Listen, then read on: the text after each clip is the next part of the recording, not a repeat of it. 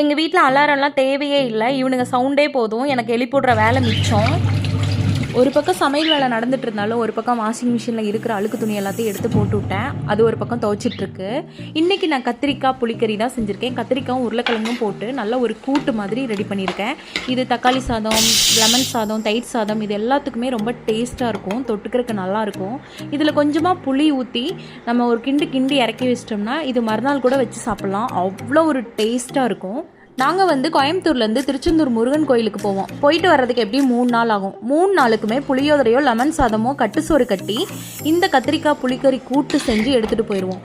கடலில் குளிச்சுட்டு நல்ல பசியோடு அந்த லெமன் சோறோ இல்லை புளியோதரைக்கு இந்த கத்திரிக்காய் கூட்டை வச்சு சாப்பிட்டு பார்த்தா ஐயோ டேஸ்ட் நாக்கில் ஒட்டிக்குங்க. அதனால் நான் வீட்டில் அடிக்கடி இது செஞ்சு சாப்பிடுவேன். இதுக்கு பச்சை பயிறு கடையில் தான் நான் செஞ்சுருக்கேன். அது மட்டும் இல்லைங்க, எனக்கு வெயிட் லாஸ் ரெசிபி கஞ்சி செஞ்சுருக்கேன். ஸோ இதுக்கும் தொட்டுக்கிறதுக்கு செம்ம டேஸ்ட்டாக இருக்கும். உங்களுக்கு வேணும்னா கமெண்ட் பண்ணுங்கள். இன்ட்ரெஸ்டான வீடியோக்கு நம்ம சேனலை சப்ஸ்கிரைப் பண்ணிக்கோங்க. Bye bye, Tata.